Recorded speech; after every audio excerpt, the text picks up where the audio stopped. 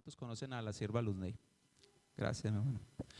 Bueno, iglesia, hoy quiero compartirles acerca de la edificación del templo.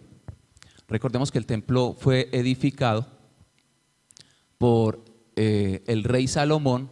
Sin embargo, fue un sentir que viene desde el rey David también. Él empezó a recoger muchos de los materiales. Y es que en la edificación, en cualquier edificación, se necesitan a veces muchas manos. Y algo muy fuerte, muy difícil, y yo sé que usted lo sabe, es que para edificar se necesita a veces mucho tiempo y mucha dedicación, mucho sacrificio, lágrimas, inversión. Y para destruir, ¿es tan fácil destruir? En mis primeros trabajos fui electricista, ayudante de electricidad, y me tocó ver un señor, un albañil que levantaba una pared. Empezamos a las 7 de la mañana, él empezó a levantar una pared. Él la levantó sobre esta línea, y yo estaba pues en mis cosas de electricidad. Sin embargo, uno siempre es muy curioso y uno quiere aprender. Y esta persona levantó la pared, eran ya más o menos, se necesitaba entregar esa obra. Y estábamos todo el mundo estresado, los ingenieros estresados, los maestros estresados, todo el mundo estaba estresado. Yo necesitaba que ese señor levantara ese muro para poder hacer lo que era la parte de la mampostería. Obviamente ese día ya no lo iba a poder hacer, tenía que esperar que ese cemento secara, que se hiciera ese proceso. Sin embargo, cuando llega el momento de que el ingeniero venga y revise el trabajo, mira el muro, mira los planos, mira el muro, mira los planos y empieza a cambiarle la cara a este señor ingeniero. Cuando de repente agarró una almadana de esas que se agarra a dos manos, almadana, no sé si se llama almadana, la grandota, y empezó. Era tanta la rabia de este señor, tanta la molestia de este señor, que yo creo que si se demoró 10 minutos, 5 minutos tumbando ese muro que se había demorado un día el señor, fue mucho. Eso en cuestión de varios golpes, pero lo tumbó. Y eso nos demuestra que edificar a veces tiene riesgos y es más fácil, como lo dije al principio, derribar que edificar. La razón, les cuento por qué, era que el Señor debió haber construido no sobre este espacio, sino unos centímetros más acá. Entonces eso le dañaría el plano de la construcción. Y básicamente por eso hubo que destruir. Entonces, quiero invitarte, iglesia, para que abramos el libro de Esdras. Está después de Crónicas, después de Segunda de Crónicas. El libro de Esdras, capítulo 1, versículo 1.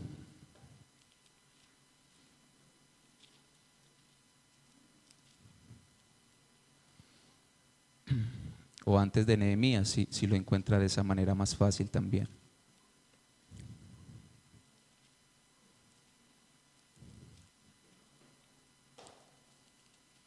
Ok, vamos a leer Esdras capítulo 1, versículos del 1 al 4. El tema es los peligros en la edificación de la iglesia de hoy.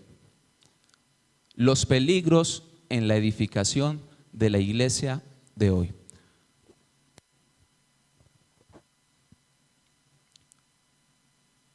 Dice así: en el primer año de Ciro, rey de Persia, el Señor cumplió la profecía que había dado por medio de Jeremías. Movió el corazón de Ciro a poner por escrito el siguiente edicto y enviarlo a todo el reino. Esto dice Ciro, rey de Persia: el Señor Dios del cielo me ha dado todos los reinos de la tierra. Me encargó construirle un templo en Jerusalén, que está en Judá. Cualquiera que pertenezca a su pueblo puede ir a Jerusalén de Judá para reconstruir el templo del Señor, Dios de Israel, quien vive en Jerusalén, y que su Dios esté con ustedes en el lugar que se encuentre este remanente judío que sus vecinos los ayuden con los gastos, dándoles plata y oro, provisiones para el viaje y animales, como también una ofrenda voluntaria para el templo de Dios en Jerusalén.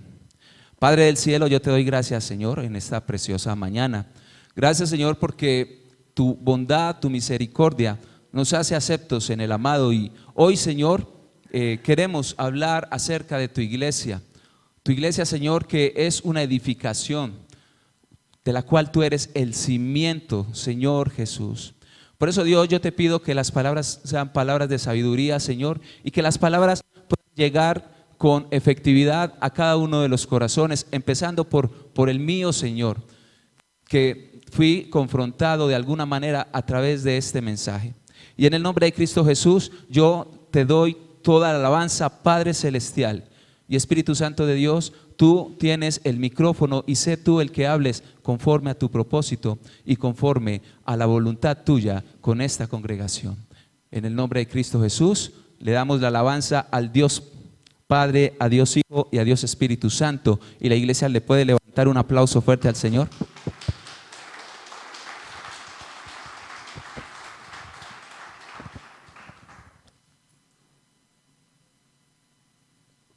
Bueno, iglesia, dice el libro de Esdras que un rey llamado Ciro era un rey persa.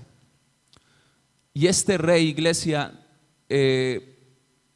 siente en su corazón algo que ya había sido profetizado en el tiempo, mucho tiempo atrás, después de que el pueblo de Israel había sufrido la cautividad del pueblo babilonio, el cual saca a muchos del pueblo judío y se los lleva hacia Babilonia.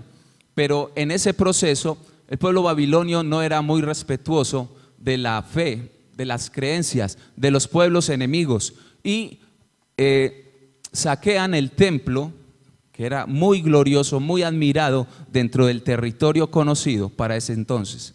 ¿Qué pasa en este caso con esas cosas? Son llevadas a este pueblo dominante, pero cuando Ciro edifica a este imperio persa, el cual es enemigo del imperio babilonio, vence al imperio babilonio e inmediatamente toma poder sobre todas esas colonias o sobre todos esos pueblos que fueron cautivados por este pueblo babilonio, por este imperio babilonio que había acabado de perder su dominio sobre todas esas tierras. Sin embargo, a diferencia del rey Nabucodonosor II, que era el emperador de Babilonia, el rey Ciro es muy recordado y pasó a la historia por ser un rey que era muy humano. Era un rey que cuidaba mucho, incluso no solo de su pueblo, sino también de los pueblos que eran esclavos de él. Era un rey respetuoso incluso de la fe de aquellos pueblos que estaban sometidos. Muchos especulan, algunos dicen que era porque él tenía el temor de Dios, y de hecho sobre el rey Ciro se habla en muchas partes, en diferentes libros de la palabra de Dios. Sin embargo, otros se atreven a especular que el corazón de Ciro, al permitir que los pueblos esclavizados pudieran seguir con su fe y pudieran edificar sus templos, sus casas de oración, era más una estrategia política, social, militar, para que estos pueblos no se rebelaran contra él. Sea cual sea la razón, vemos que Dios movió su mano detrás de todos los asuntos, y es lo que hoy quiero compartirles. Cuando yo inicié este mensaje es un mensaje de 3, donde hablo de Zorobabel, que fue el primer líder que regresó, en este caso de Babilonia, para edificar con el primer grupo de judíos el templo que había sido destruido. Con el respaldo del emperador Ciro o del rey Ciro. Luego se levantan en el mismo tiempo, más o menos 60 años después, se levantan Esdras y Nehemías para continuar con lo que había iniciado Zorobabel. Zorobabel inició con el templo, con los cimientos del templo, y empezó a edificar el templo. Esdras, cuando Dios le da el llamado, él lo que hace es acercarse a Judá, a Jerusalén, y empieza a hacer un trabajo más espiritual. Y Nehemías, que era de la mano de Esdras, hace un trabajo para proteger aquello que se había edificado. ¿Sabes, iglesia? Recordemos que nosotros como iglesia somos un cuerpo de muchas partes y cada uno de nosotros tenemos diferentes labores, pero todos venimos edificando la iglesia. Y es necesario que tú hagas tu parte, es necesario que los Esdras de acá hagan su parte, que los Nehemías de acá hagan su parte. Y hoy les voy a compartir cuál fue la parte de Zorobabel, que es la primera parte de este mensaje. Y espero que me dé el tiempo. ¿Sabes, iglesia? Cuando Jesucristo resucitó, nos dejó al Espíritu Santo, al Consolador, para ayudarnos a nosotros los creyentes, a la iglesia. Recuerde que hoy en día nosotros somos ese templo. Y ese templo también tiene que ser edificado. Y ese templo también es hermoso, debe ser hermoso, porque Cristo está en usted y está en mí. Y el Espíritu Santo de Dios está haciendo la obra en usted y en mí. Esa es la belleza del templo. No lo que usted maquilla acá o lo que usted ve en el espejo solamente, porque también hay que cuidarnos el aspecto físico, ¿cierto? Sin embargo, a pesar de la majestuosidad, vemos que como pasó en el templo de Salomón y de David, fue destruido. Hay enemigos de la iglesia y hoy en día hay enemigos que se levantan en contra de la iglesia. Entonces es necesario que tomemos las actitudes de Zorobabel. Cuando preparé este mensaje hace mucho tiempo, el Señor me dio los peligros a través de Zorobabel, a través de Nehemías y a través de Esdras. Sin embargo, cuando desempolvo, que nunca lo había enseñado, cuando desempolvo nuevamente el mensaje, el Señor me dice cuáles fueron las acciones de Esdras para contrarrestar a esos enemigos. Entonces le invito a que usted pueda abrir el libro de Esdras, que está allí en el capítulo 1, lo pueda tener abierto en el capítulo 3. Por motivos de tiempo voy a avanzar rápidamente, le voy a decir los pasajes bíblicos, sin embargo, no voy a detenerme mucho para poder alcanzar los 7 puntos, amén. ¿Quién fue Zorobabel, iglesia? A Zorobabel también se le atribuye el nombre de Sesbazar. Los imperios, recuerden cuando Daniel fue cautivo también, a Daniel le puso el emperador, el rey de ese tiempo, de ese imperio, le cambió el nombre como a sus compañeros. Y era una costumbre de estos imperios dominantes cambiarles el nombre a las personas. Y Sesbazar era el nombre babilonio de este líder llamado Zorobabel, de este judío. Y Sesbazar significa semilla de Babilonia. Sesbazar fue hijo de Salatiel y Sesbazar o Zorobabel, cuando hablemos de Sesbazar o de Zorobabel, estoy hablando de la misma persona, fue nieto del rey Jeconías, o sea que por sangre de Zorobabel pasaba sangre real, sangre de rey. ¿Qué pasa? El rey Nabucodonosor II asesina al tío de Jeconías, que era el rey Sedecías, y lleva cautivo a este pueblo. O sea que en el tiempo de Zorobabel es que el pueblo de Judá cae en cautiverio. Ahora, ¿por qué es reconocido y por qué es recordado Zorobabel? Zorobabel fue el primer líder y fue el primer gobernador asignado por Ciro, el persa. Este líder, como les decía ahorita, dirige a los judíos, a los que quisieron ir a edificar. Y se concentraron en edificar lo primero, que fue el templo que estaba en ruinas, que estaba abandonado. Y aparte de que el rey Ciro envió a Zorobabel, no solo le dijo vaya, sino que le dijo también que él le iba a apoyar financieramente para esa encomienda. E incluso da un edicto de que los pueblos alrededor, enemigos de Jerusalén, debían ayudar a Zorobabel para esa edificación, ayudarles con elementos que Zorobabel fuera edificando. Tremendo. Un rey que no es judío siente eso en su corazón. Los profetas de Dios ya lo habían profetizado, y como vamos a ver en el camino, hay dos profetas, Ageo y Zacarías, contemporáneos de Zorobabel, que también empiezan a dar palabra. Incluso nombran al propio Zorobabel, hablan con nombre propio de la tarea que se iba a iniciar y que se iba a culminar, que era la edificación del templo. Zorobabel también es muy importante porque si usted lee el libro de Mateo, en la genealogía de Jesús, Zorobabel es de la ascendencia de Jesús, es decir, Jesús es descendiente de Zorobabel. Ahora, hay varias situaciones que pasan entre Esdras y Nehemías, que fueron contemporáneos, pero que también se repitieron con Zorobabel. Todos fueron movidos por Dios, todos fueron impulsados por reyes que no eran judíos. El caso de Zorobabel, él fue movido a los cimientos y a la edificación del templo. Esdras para la renovación espiritual y social, y Nehemías para la protección de lo que ya se había edificado, o sea, edificar los muros. Los choques que tuvieron estos tres líderes, cuando Zorobabel termina, porque él termina, dice que los ancianos lloraron.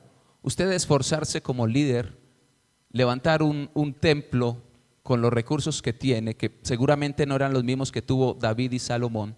Sin embargo, dice que los ancianos lloraban porque recordaban la gloria del tiempo primero, del templo primero. No era la misma gloria. Entonces, imagino que eso puede haber sido un golpe para Zorobabel, después de él haber arriesgado su propia vida, como lo vamos a ver. En el caso de Esdras, él tuvo que tomar decisiones con las familias que se habían creado con gente de los enemigos del pueblo judío, porque un judío tomaba a una pagana y se casaba y tenían hijos, y Esdras toma una decisión bastante difícil, que eso lo veremos en otra enseñanza si Dios nos lo permite. Ahora, para Nehemías el choque fue que Dios hizo voto con el pueblo y el pueblo lo desobedeció, a tal punto que el pueblo edificó sobre el muro de Nehemías tiendas de negocio, tiendas de comercio. Y hoy lo que pasa en las iglesias, hay muchas iglesias que han vuelto el templo del Señor un mercado más.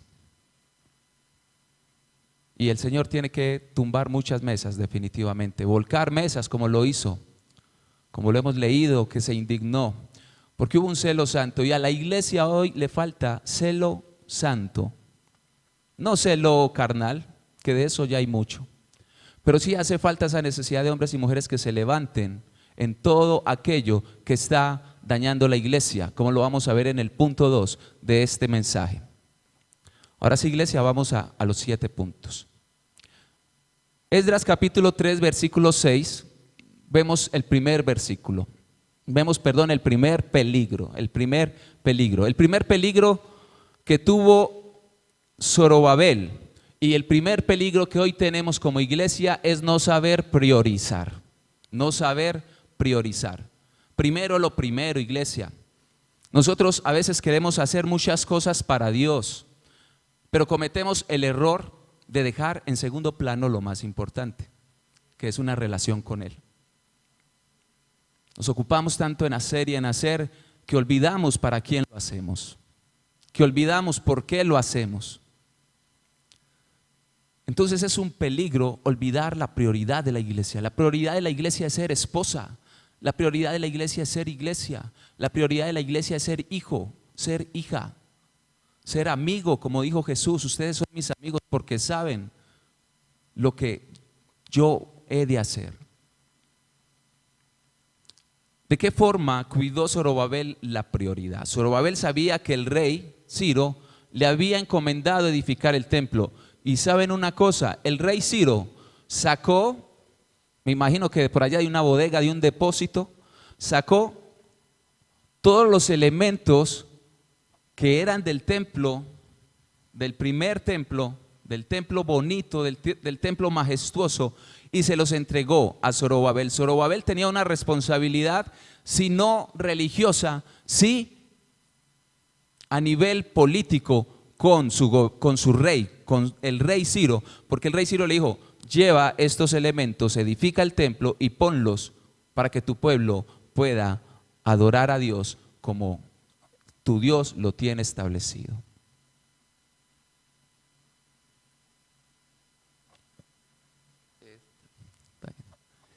Como tu Dios lo tiene establecido. Entonces Zorobabel pudo haber llegado de una vez a edificar los templos, pero dice la palabra de Dios que lo primero que él hizo fue que desde el primer día del mes séptimo comenzaron a ofrecer holocaustos a Jehová, aunque los cimientos del templo de Jehová no se habían echado todavía.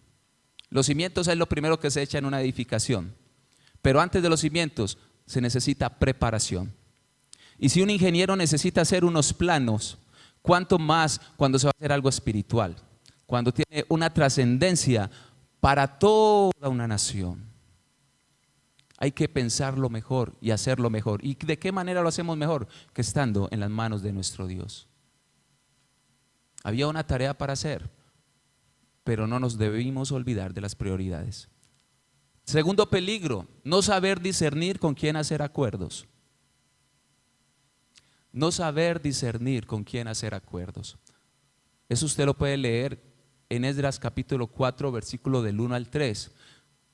Y sabes, iglesia, aunque nosotros tengamos una tarea difícil, ardua, y además hayan pocos obreros dispuestos a hacer esa tarea, nosotros debemos ser muy cuidadosos de con quién vamos a hacer acuerdos. Muchas de las herejías más grandes y de los daños a nuestra iglesia de hoy, a la iglesia contemporánea, es que se han hecho acuerdos y convenios con otras personas o con otras instituciones, renunciando a lo establecido por Dios y por su palabra. Incluso iglesias se han metido ideologías y pensamientos y dogmas de hombre y hacen a un lado la palabra de Dios. Hay iglesias donde se aplica el machismo, ni siquiera la mujer puede predicar. Hay iglesias donde se avala el homosexualismo, pastores que pueden ejercer estas prácticas y siguen predicando. Hay iglesias donde se impulsa el narcisismo, el yo, todo yo, todo yo, todo yo. Hay iglesias donde se ha metido el feminismo, la prosperidad desenfocada, porque es que la prosperidad es la bendición de Dios, pero no somos ciegos a una prosperidad desenfocada, donde se monetiza el evangelio de Dios. Que Dios tenga misericordia de aquellos que venden el evangelio. Y en nuestra iglesia, por hacer convenios con gente poderosa, ha dejado que anticristos se metan a edificar el cuerpo de Cristo con sus propios pensamientos, que van en contra de lo establecido por Dios. Ahora, ¿qué decidió Zorobabel? Esta es la palabra clave. Zorobabel tuvo que tomar una decisión. Y la iglesia todos los días debe tomar decisiones. Dice el libro de Esdras que oyendo los enemigos de Judá y de Benjamín que los venidos de la cautividad edificaban en el templo de Jehová, Dios de Israel, vinieron a Zorobabel y a los jefes de casas paternas y les dijeron: se acercó un pueblo que durante tantos años nunca se arrimó a edificar aquello que había sido destruido, pero cuando ve que Zorobabel está allí con el respaldo de un rey, ellos se acercan y según este pasaje, con malas intenciones.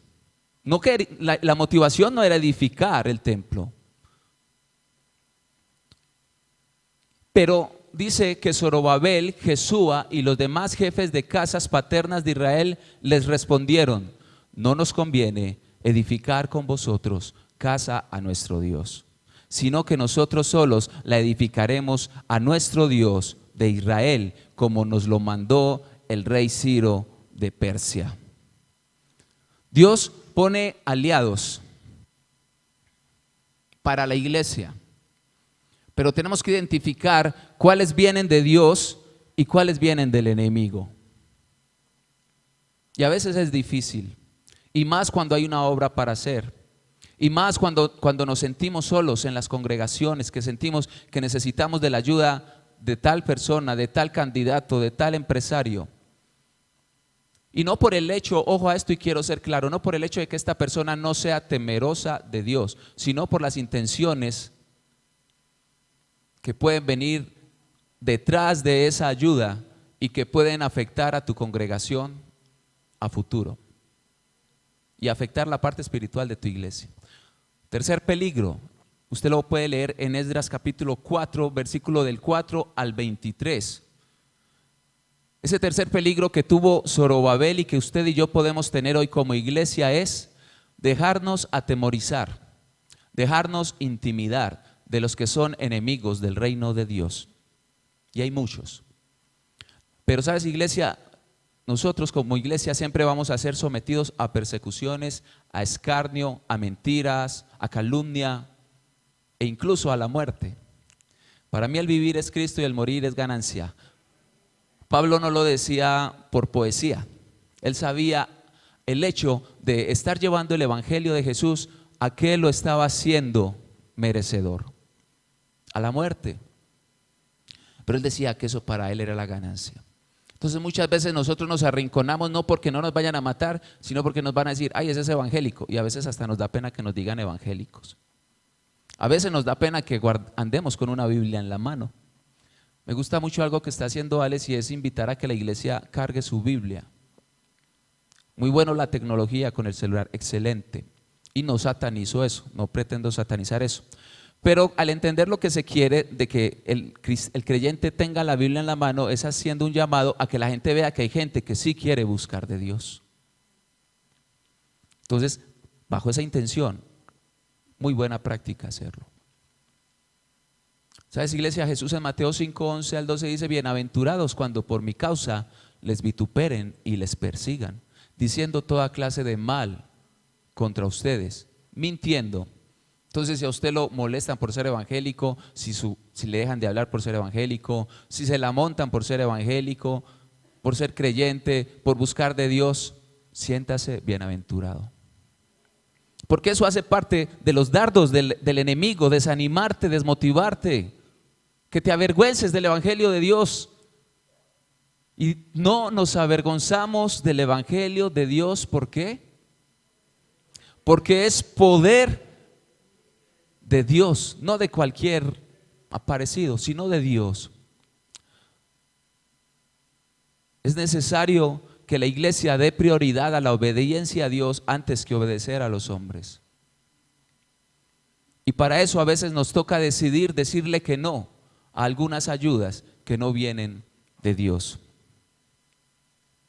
En Esdras 4:24 nos dice que a raíz de unas cartas que fueron escritas por esta gente que inicialmente se acercó a edificar y Zorobabel no dejó, estos personajes, oiga qué belleza esta gente, hizo unas cartas y las tradujo a arameo para que fueran de una vez leídas por los gobernantes y detuvieran la obra.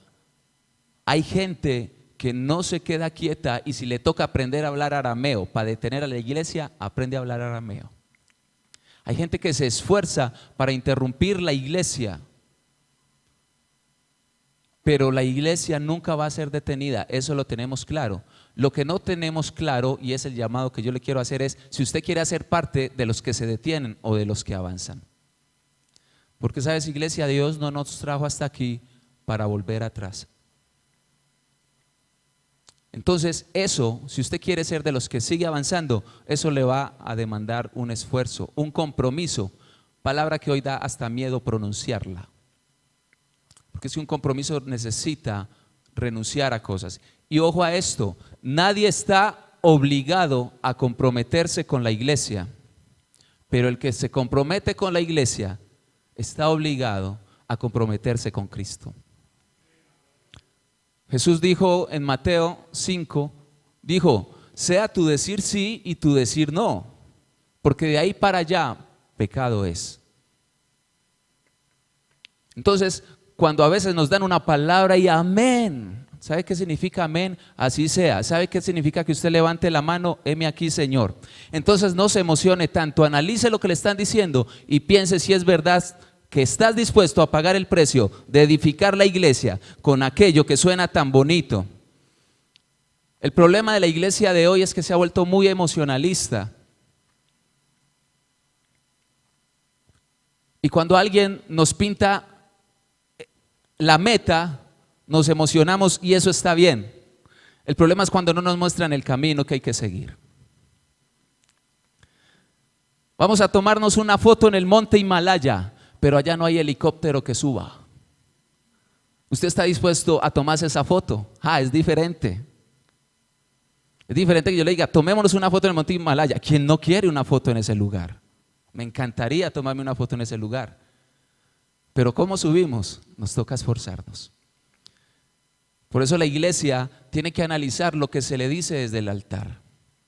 Y es palabra de Dios y recíbala, pero analícela con la emoción del corazón, pero con el raciocinio que le da a la mente, la inteligencia, y entienda que las cosas, incluso las de Dios, no se hacen solas. Continuemos, iglesia. Continuemos, iglesia. ¿Cuáles son los peligros que llevamos? ¿Lo recuerdan? Vamos para la cuarta. La primera fue ¿cuál?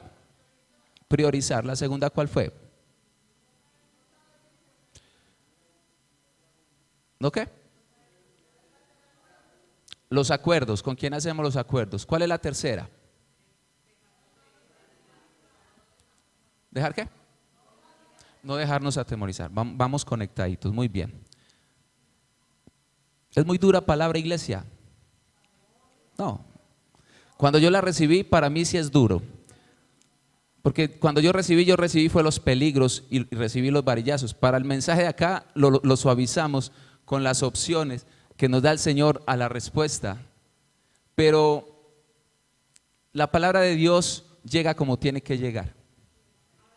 Si usted es un predicador que grita, la palabra de Dios llega como tiene que llegar. Si usted es un predicador que habla pasito, la palabra de Dios llega como tiene que llegar. Si usted es un predicador que usa eufemismos, palabras suaves para que la palabra llegue, la palabra tiene que llegar. Y la palabra siempre llega y la palabra no vuelve vacía. Pero a veces nosotros la demoramos porque no cambiamos nuestras actitudes, nuestras decisiones. Cuarto peligro, edificar en soledad y sentirse el que se las sabe todas y sentir que no necesita de nadie más. Somos un cuerpo, iglesia, necesitamos de todos. Ayer les ponía un ejercicio a unas adoradoras, yo les decía, ¿será que yo puedo caminar en las manos? Yo he visto gente caminando en las manos, pero las manos son para caminar, ¿cierto?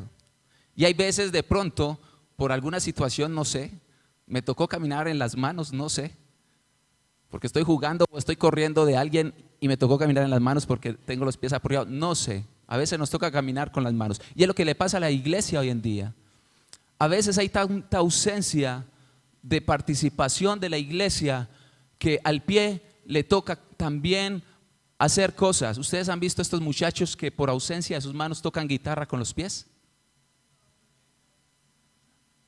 Entonces, que no se dé la situación de que Dios ha puesto algo en ti para la edificación de la iglesia y tú ves a tu pastor trabajando y tú sabes que tú puedes aportar, ayudar y no lo haces. Que no se dé eso acá. Lo digo porque lo he visto en otras iglesias, aquí no. Y sabes, iglesia, hay algo muy tremendo, y es que no importa cuántas veces el enemigo trate de detener a la iglesia, el avance de la iglesia, porque siempre va a haber alguien que se levante. Si usted no lo hace, Dios levanta a otro. Pero yo quiero hacer parte de ese proceso. Qué bendición servirle a mi Dios y poder poner a disposición de la congregación, de la edificación de Cristo, aquello que Dios ha puesto en mí para la edificación de su iglesia. Dígase la enseñanza, dígase el servicio, tantas cosas con las cuales nosotros podemos aportar a la iglesia. Dice este pasaje en Esdras 5, 2a, que se levantó Zorobabel, hijo de Salatiel, y se levantó Jesúa, y comenzaron a reedificar la casa de Dios que estaba en Jerusalén. Siempre va a haber alguien que se va a levantar, y nosotros vamos a ver no con celo a esa persona que se levanta, sino que vamos a ver un aliado. Personas que se levantan para trabajar de la mano de nosotros por un mismo objetivo. Reciba esas ayudas con sabiduría, como lo hablamos ahorita, pero Dios levanta personas que también tienen una tarea. No seamos celosos. Cuando Dios levanta líderes, cuando Dios levanta pastores, cuando Dios levanta ministerios, eso sí, discierna si es o no es de Dios. Esdras, en la parte B, dice que con ellos también se levantaron profetas de Dios que les ayudaban. Entonces siempre hay diferentes ayudas, diferentes tipos. Gracias, hermana. Por ejemplo, usted me ayudó. Siempre hay diferentes tipos de ayudas que nos van a aportar. Entonces, querido hermano en la fe, debemos entender que nosotros no somos Rambo. Los que tenemos de 30 años para acá de pronto nos acordamos de Rambo. Mire, Rambo era un soldado que él iba y liberaba a la gente que tenía que liberar y destruía un ejército acá, después iba y destruía otro ejército allá, él solito. Y le decían, Rambo, te enviamos refuerzos. No, déjame, yo me encargo de hacerlo todo solo. Y él lo hacía todo solito. El ejército llegaba, era cuando él ya venía con la muchacha o con el señor al que había ido a liberar. Pero la iglesia no es así. La iglesia sí necesita del cuerpo. La iglesia necesita de Cristo, que es la cabeza, pero necesita de la mano, de los pies, de todos. Y usted, iglesia, es importante en la edificación. Usted como miembro es importante en la edificación. ¿Cómo lo hacemos? Preocúpese por edificarse a sí mismo, porque usted es iglesia. Al usted edificarse a sí mismo, está edificando y está aportando a la generalidad de la congregación. Y también ocúpese de edificar a los hermanos que le rodean. Así es como edificamos la iglesia de Cristo. Ahora, aparte de que Zorobabel tuvo la ayuda de estos hombres que acabamos de mencionar, de Jesúa y de los profetas, también tuvo la ayuda de Ciro. No la olvides, ayuda del rey Ciro. Y también Zorobabel tuvo una ayuda que yo considero muy importante para la iglesia de hoy en día. Y es que había una palabra profética definida para él. Ageo y Zacarías, los profetas, habían dado palabra con nombre propio de Zorobabel, de que él iba a hacer la labor de edificar el templo en dos pasos, en dos etapas: cimientos y templo. Zorobabel tenía todo eso, pero Zorobabel no se sintió Rambo. Él todas las ayudas que venían de Dios las recibía para poder alcanzar la edificación de la iglesia. Quinto peligro. El quinto peligro que tuvo Zorobabel en su tiempo en la edificación del templo, y que es un peligro que hoy sigue latente para la iglesia de hoy, para nosotros en esta generación, es no entender que necesitamos la ayuda de Dios, pero también necesitamos la ayuda de los hombres que Dios pone. Hay gente que espiritualiza tanto. Ustedes conocen el cuento de la persona que se está ahogando por allá, una inundación, y que le llegó helicóptero, le llegó lancha, le llegó de todo. Y él decía, no, yo confío en que Dios me va a mandar, Dios me va a ayudar, Dios me va a ayudar, Dios va a mandar su ángel a ayudarme. El caso es que este personaje se ahogó y le reclamó a Dios cuando llegó al cielo: ¿por qué me dejaste ahogar si yo confié, yo creí en ti? Entonces Dios le dijo, yo le mandé una moto esquí. ¿Cómo llaman las motos esas? Yo le mandé una moto acuática y usted le dijo, ese ángel me dijo que usted le había dicho que le iba a mandar el ángel de Jehová. Después le mandé una lancha y ese ángel me dijo que usted le dijo que le iba a mandar el ángel de Jehová. Después le mandé un helicóptero Te ahogaste porque es que yo te mandaba las ayudas, pero vos no las tomabas. Entonces espiritualizan todo demasiado. Y dicen, es que yo no necesito la ayuda del hombre, porque es que Dios se encarga. Sí, Dios es el que mueve todo, como movió el corazón del emperador Ciro, del rey Ciro. Pero Dios usa a las personas, porque recuerde lo que dice la palabra de Dios, que nuestra lucha no es contra carne ni sangre, pero Satanás sí usa la carne y la sangre para atacar a la iglesia. Y Dios también usa a las personas de carne y de sangre para bendecirnos. Muchas veces he recibido bendiciones de hermanos, de líderes, de discípulos, de todo tipo de bendición. Pero muchas veces son las que también he recibido bendiciones de personas que no son mis hermanos en la fe. Personas que nunca han pisado, nunca han puesto un pie en la iglesia. Y sé que Dios es el que ha movido esa mano para ayudarme en ese momento. Entonces la iglesia tiene que entender que sí necesitamos de la ayuda de los hombres que Dios pone. Sí hay que discernir de parte de quién viene, ¿cierto? Dios toca. Así es, mi hermano Salomón. Y por más duro que sea un corazón, cuando Dios manda, hasta el diablo, ¿qué? Le obedece. Entonces, iglesia, no trabajemos solos. Líderes, no trabajen solos. Pastores, no trabajen solos. Discípulos, no dejen que sus líderes, que sus pastores trabajen solos. No sean una carga más. Sean un apoyo de edificación, porque los obreros son muy pocos y la mies es mucha, lo dijo Jesús, y eso sigue vigente.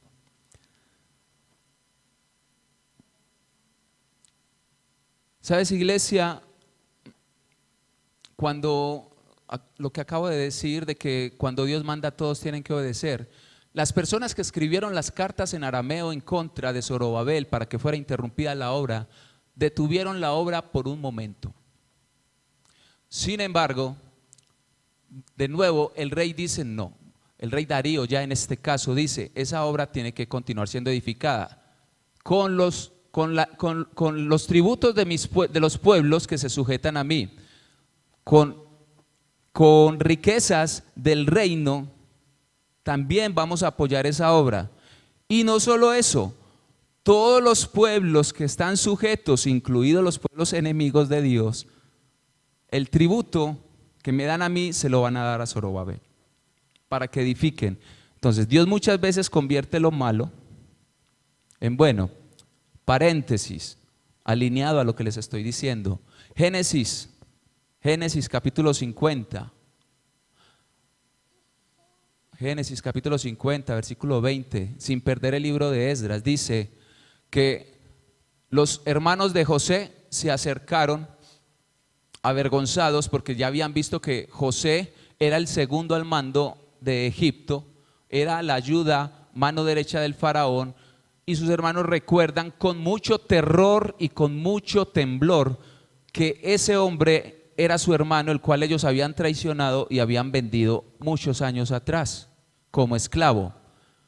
Sin embargo, aunque José tuvo toda la autoridad y humanamente todo el derecho, toda la autoridad políticamente y humanamente todo el derecho de tomar represalias contra sus hermanos que le habían vendido,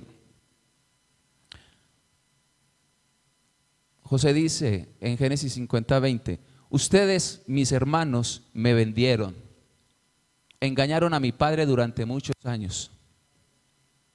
Sin embargo, aunque yo sufrí mucho, todo ese mal que ustedes me hicieron durante tantos años, no solo mientras estuve en la casa de mi padre, sino aún en la ausencia de ustedes, cuando fui llevado en cautiverio a otro lugar, todo eso que viví en la cárcel, toda esa persecución, Dios la tomó bajo un solo propósito, y era bendecirlos a ustedes y a todas las naciones de la tierra.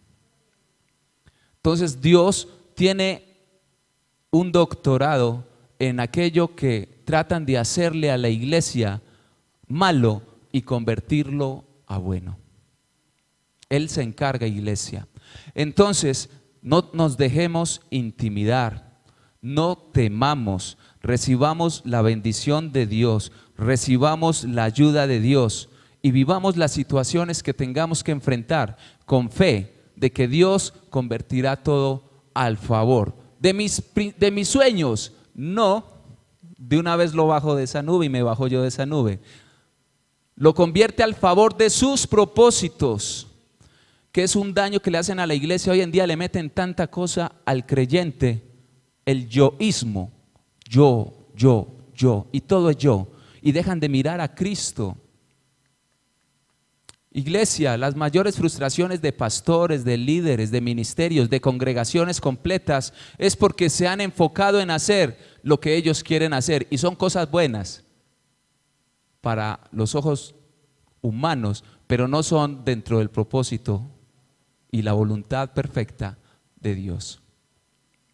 Entonces tenemos que alinearnos, deleitarnos en la voluntad de Dios y entender que lo hacemos para Él, pertenecemos a Él.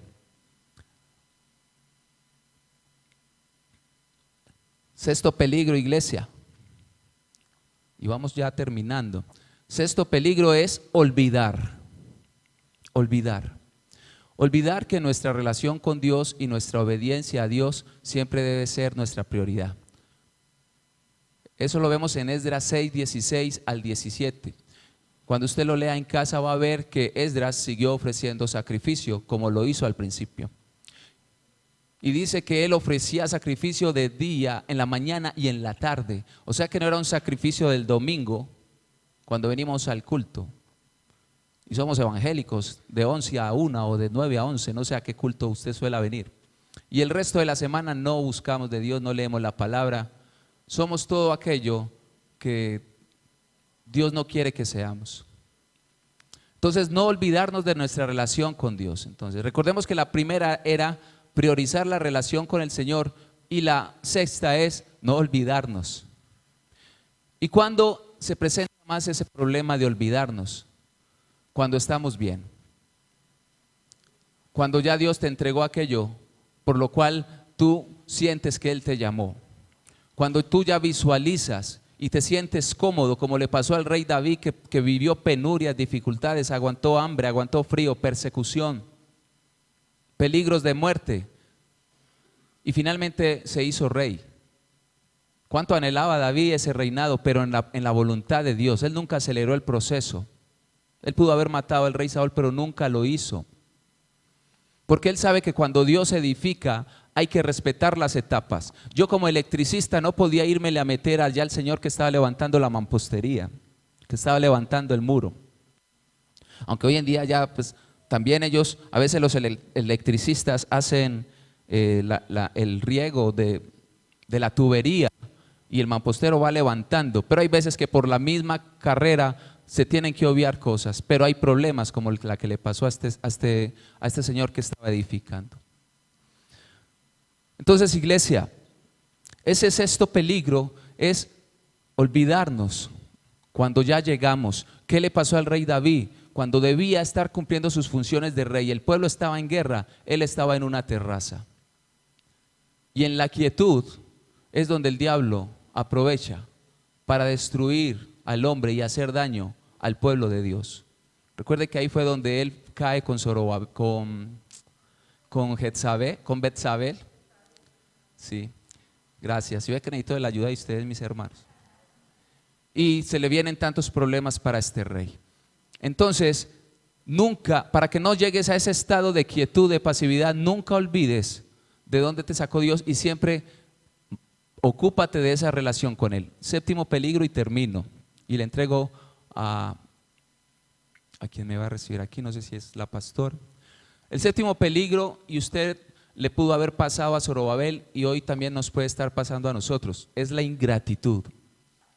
La ingratitud. A veces somos tan ingratos con nuestros hermanos, con aquellos que nos ayudaron, que nos tendieron la mano, y cuando estamos bien ya no los volteamos a ver. Pero cuánto más lamentable es cuando la ingratitud es hacia Dios. Cuando usted y yo sabemos de dónde nos ha sacado Dios. Con mi esposa está escuchando una serie y ella me hacía ver algo muy valioso. Y es que cuando el pueblo de Israel salió de Egipto, durante los primeros años, Dios les exhortaba y les hacía llamado, pero es que yo soy su Dios, yo soy el que les cuido. Pero hay un momento en donde era tanta la ingratitud de ese pueblo que ya Dios tuvo que tomar una decisión. Y ninguno de ellos entró, a excepción de ¿quiénes? Josué y Caleb, de toda una nación que eran muchísimos. Y usted recuerda por qué fue que el faraón egipcio se atemorizó, porque dijeron que esa nación había crecido mucho en número y en fuerza y tuvieron miedo. Por eso les puso más trabajo y ellos sintieron mayor peso de esclavitud. A veces nosotros vivimos experiencias difíciles y el enemigo piensa que está logrando el objetivo, pero Dios está en control de esa experiencia difícil que tú y yo estamos viviendo. Y a veces el enemigo te quiere encimar más problemas.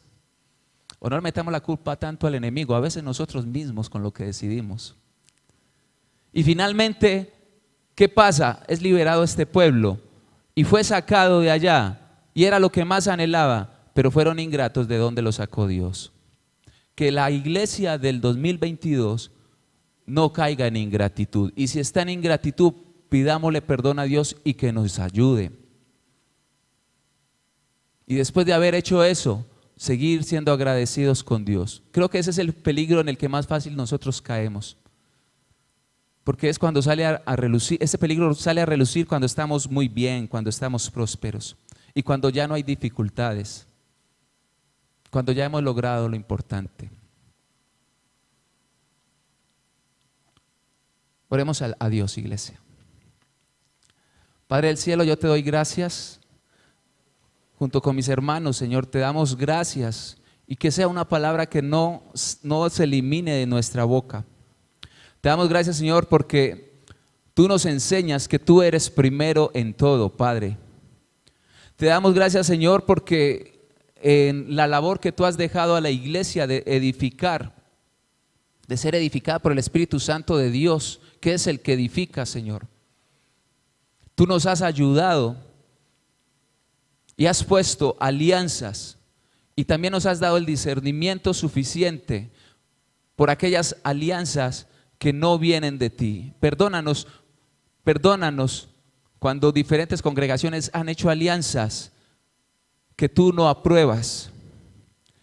También te damos gracias, Señor, porque tú levantas hombres y mujeres que aún en medio de la dificultad siguen edificando, siguen sumando, siguen yendo, siguen siendo obedientes a lo que tú has establecido para nosotros como congregación.